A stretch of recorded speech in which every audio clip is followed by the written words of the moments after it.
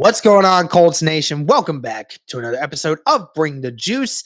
Continuing today with our free agent tracker here with Indianapolis. And we're breaking down the next set of guys for the Colts free agents, whether or not we're going to bring them back, let them walk, this and that, and this and that. So let's go ahead and start this one off with safety George Odum. So everyone kind of remembers what happened with George Odum last offseason, was kind of upset at the fact that he wasn't getting any kind of special deal from Indianapolis. They were obviously tagging him so that way they could get him for the lowest price option available.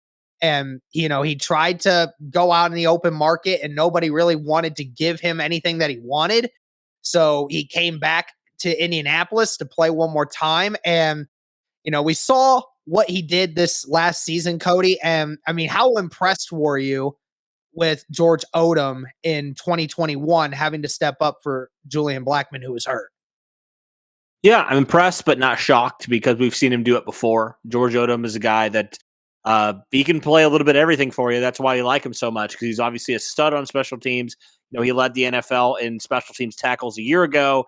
And also he can play a little bit of safety for you when you need him. And so I was honestly at first shocked that the Colts elected to go with a guy like Andrew Sendejo over a guy like George Odum, because I felt like George Odom's ceiling was certainly a lot higher than a guy like Sendejo. So yeah, I personally think that he maybe increased his stock a little bit. He's a guy that I want to bring back, and I think he deserves maybe a tad bit more money for what all he does on special teams and all he does also on just on the field as your third safety right now. And that's why when so many people were saying the Colts needed to find a third safety, I was like, you kind of got him in George Odum. I don't know why so many people just kind of brush him off like he's nothing, I've always been a big fan of George Odum. I think he's a good player. I don't think he's a starter caliber player, but I think he's a good, nice third guy, a nice guy off the bench.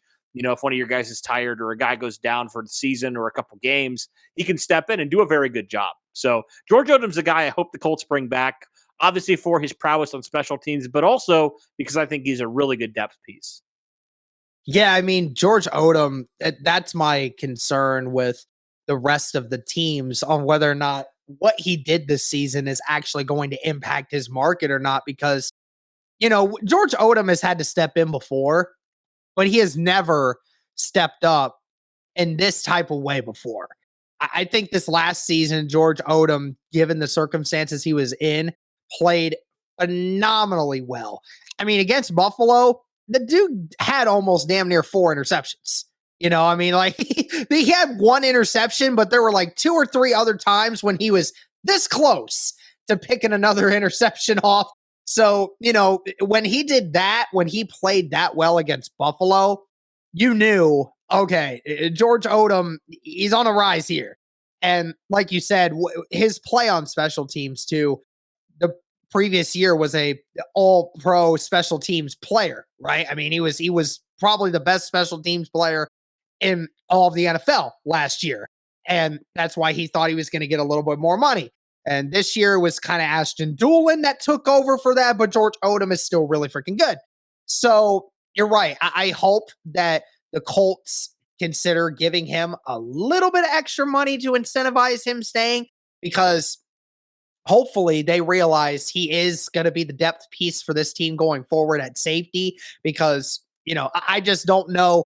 Is there a team out there that's willing to say, give him $5 million to be a more intricate role in their defensive scheme, right? Because that's kind of what's important to George Odum, I mean, he's been stuck in the background for so many years. He wants to, be that guy. And, I truly think there's a team out there that might want to bring him out after what they saw this year. Yeah, I hope not. But if that is the case, then the Colts are going to have to either pay up or let him walk, and are you okay with letting a guy like Odum walk? I would not personally be, because I think he deserves that kind of money. That's just my opinion.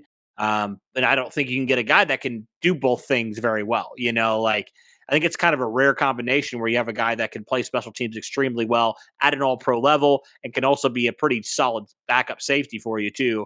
I think that's very invaluable. So I would do all I could to keep him. Absolutely. All right, next guy that we have here, TJ Carrie. cornerback slash safety hybrid role for him. Obviously was hurt a lot of 2021, but he's going to be 32 going into this next season. We've been debating this back and forth on whether you keep him around to be a depth piece for you going forward. I mean, the good thing is wouldn't have to break the bank to keep him around. What's your opinion here for TJ Carrie, what you saw last year and what you think of his future going forward? It seems like some of those older corners typically go to safety and they can actually play pretty well. We didn't get to see him at much, because he was obviously injured. We didn't get to see him how he played at safety much this year, but I would personally be okay with bringing him back just because he has that position flexibility. He's a veteran in the league, and he's also shown with your team that he can play well when asked on. Obviously 2020 he played a little bit more than he did this last year, and I thought he played exceptionally well, and he's a good special teams player too. So yeah, I mean, I think if you're paying him very minimal amount of money, I would be okay with bringing him back. I really would, especially because the depth is a question mark right now behind the top three corners. Presumably if you let Xavier Rhodes walk. Mm-hmm. Yeah, absolutely. But the Colts are going to have to work on that depth for sure this offseason. So it might be advisable to keep TJ Carrie, somebody like TJ Carrie around. So, all right, go to the next guy here. And this one's going to be pretty easy. I mean, there's just not much really to stay here about Marlon Mack, the running back for Indianapolis, has stated before the season even started that or actually 2-3 weeks into the season, that he wanted to be traded. He wanted to be out because, he's the third running back and the Colts rarely ever used him. And me personally, Cody, I think it's just smart for the Colts to just let him go because, he deserves a spot on a roster that's going to allow him to do something. He's 26 years old, just came off of a bad injury, but he's ready to go again. And with the running back room as full as it is for Indianapolis, they don't really need him.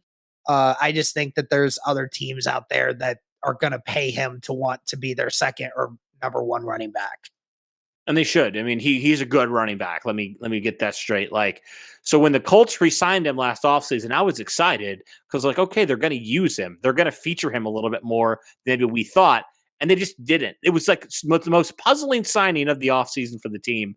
Why would you bring him back if you're just literally going to sit your bench? Yes. It made no logical sense to me. That's why I was, one of the reasons why I thought it was a terrible offseason last offseason was just because you did stupid moves like that. Yeah, you pay him $2 million for your coach to just say you're just a waste of a roster spot on game day. Right, it makes no sense to me. So yeah, I want Marlon to go somewhere because he's still fairly young. Obviously he's had a little bit of injury history, but he's more than a year out from that serious injury he suffered. So he's good to go. I think he's going to be really good. I just hope he doesn't sign with first off a division rival, second off the AFC, because I think he's a really good running back still. I want him to go sign somewhere in the NFC if I was hoping. So, yeah, Marlon Mack is a guy that I love. I mean, he was one of my favorite players, especially in that 2018-2019 season. He was one of the bright spots of this team. And then, it's just the fact that Jonathan Taylor's a generational running back, or else you'd probably have Marlon Mack as your starter still. Absolutely. Which sucks, Mm-hmm. Why can't we have an overabundance at a different position? Yeah. Why do we have to let such a good, young, talented player like Marlon Mack go? But we have to because he doesn't have a role here, unfortunately. So I'm going to be rooting for him wherever he goes, man. But it just sucks that he couldn't be here for a second contract with Indianapolis. I really hope he signs with Buffalo.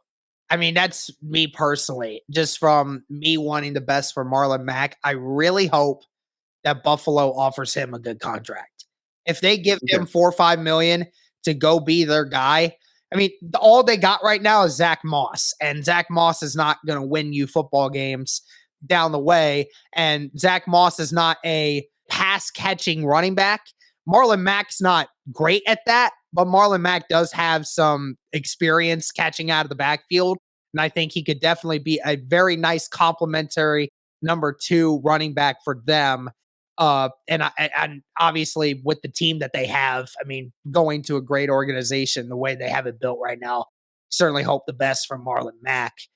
Next one here, and that's Kemoko Turay. We've been talking about him a lot recently, and we've kind of stated our opinion on whether or not the Colts should bring him back. I just will say, Cody, just from what I've already stated, I'm excited about Kemoko Turay coming in to. I would hope that the Colts try to keep him around because I think the new defensive line coach they just hired and the new defensive scheme that this team is going to run, I think better suits Kemoko Turay going forward. And I think it's going to benefit him greatly, these hires, with both playing time and effectiveness and how he can be used. Yep, he was criminally underused last season, right? We talked about this to death. So I don't want to retread as much as possible, but he's a guy that deserves more snaps this next season because I mean the fact that he played 20% of the snaps and had second most sacks on the team, like he deserves more of a role there. Now, obviously, you don't want to play him too hard because he's had a little bit of an injury history, but I want to give him a shot with this new DC because right now he's clearly your best pure pass rusher. So with a team that's desperate for pass rush, I think you almost have to bring him back because he's shown flashes, man. 2019, he showed a lot of flashes. This last season, he showed flashes when he was on the field that he can be an effective pass rusher. So I want to see what they do now with the new D-line coach, new DC.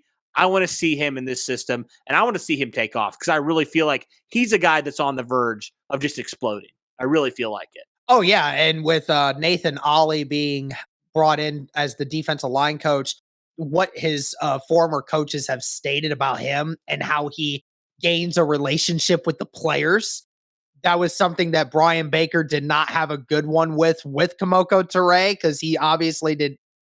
If your primary best pass rusher, which we believe is Kemoko Turay at the moment, is only playing 20% of the snaps regardless of his injury problem, there's something wrong there. There's some disconnect there. So I think Nathan Ollie would be a great addition to getting him technically sound, even more technically sound, and being able to get him more playing time in a position where Gus Bradley's scheme would work better for him.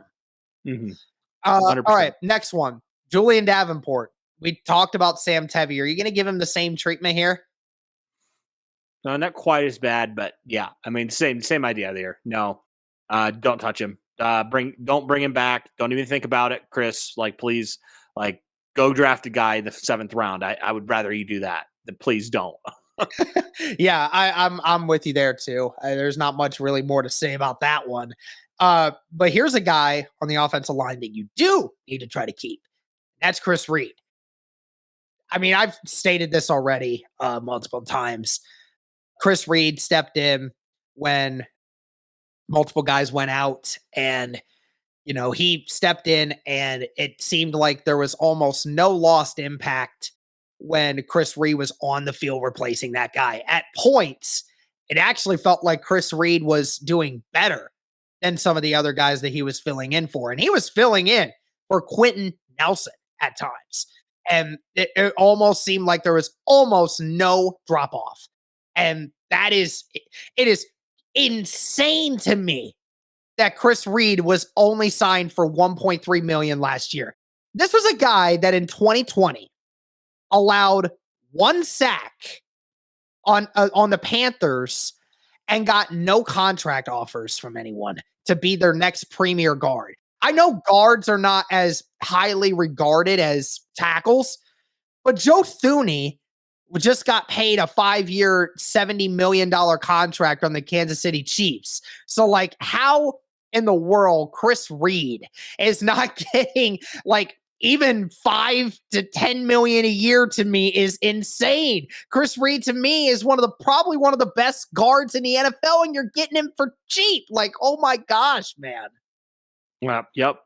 Yeah, he deserves to be brought back. Now, he probably will want a little bit more cash than what he got from the Colts last offseason. But, yeah, I mean, guards don't get paid that much, really, when you look at it. Like, the grand scheme of things. I mean, Glowinski, you said it's like top 5 guard in terms of how much he got paid, which is crazy. He only got paid like $6 million.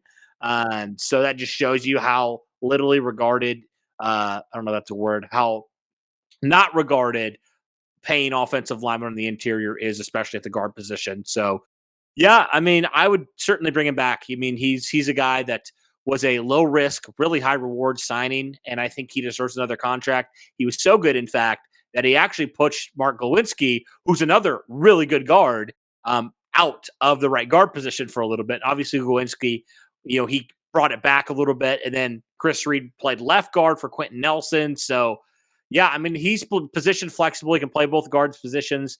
I don't see a reason why you wouldn't bring him back. Absolutely. All right. Well, that's going to do it for this tier of free agents, guys. Be sure to let us know in the comments what your thoughts are on all 6 of these guys that we just mentioned. Thank you guys again so much for the continued support. And as always, go Colts.